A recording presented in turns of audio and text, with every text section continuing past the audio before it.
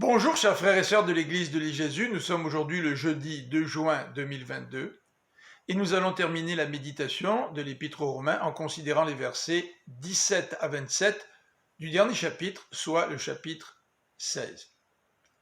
Paul finit sa lettre par des recommandations. Au verset 17 et 18, il s'adresse aux chrétiens de Rome afin que ceux-ci prennent garde à ceux qui sèment les divisions et égarent les frères en s'opposant à l'enseignement reçu.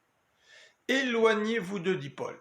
Ce n'est pas par manque d'amour, mais c'est plutôt pour se protéger de belles paroles ou des discours flatteurs de ceux qui essayent de séduire ceux qui ne discernent pas le mal, écrit Paul.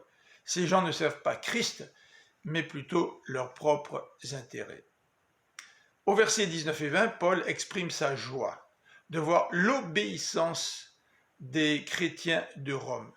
Son désir, c'est que ces mêmes chrétiens puissent discerner le bien et être incorruptibles face au mal, car Dieu est un Dieu victorieux contre Satan.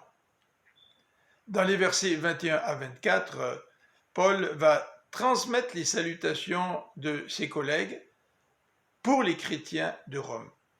Et premièrement, il présente les salutations de Timothée, de Lucius et de Jason. Ces trois frères saluent les chrétiens de Rome.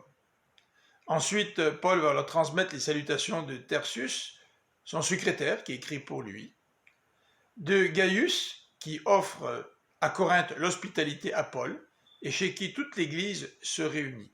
Il mentionne aussi le trésorier de la ville, et Quartus, qui eux aussi veulent transmettre par Paul leurs salutations aux chrétiens de Rome. Dans les versets 25 à 27, Paul termine par une bénédiction en parlant de nouveau de ce message qu'il prêche. Dieu a le pouvoir de rendre forts dans la foi les chrétiens de Rome. C'est ce que Paul dit. Et Paul rappelle qu'il prêche la bonne nouvelle de Jésus-Christ, qui dévoile le plan de Dieu, qui a été tenu secret pendant des siècles, mais qui s'accomplit maintenant aujourd'hui. Ce message de la bonne nouvelle est contenu dans les écrits des prophètes pour que tous les peuples puissent le connaître et venir à obéir à Dieu par la foi. Remarquez l'expression, il ne dit pas que les peuples vont devenir chrétiens ou vont obtenir le don de la vie éternelle, ce qui aurait pu être.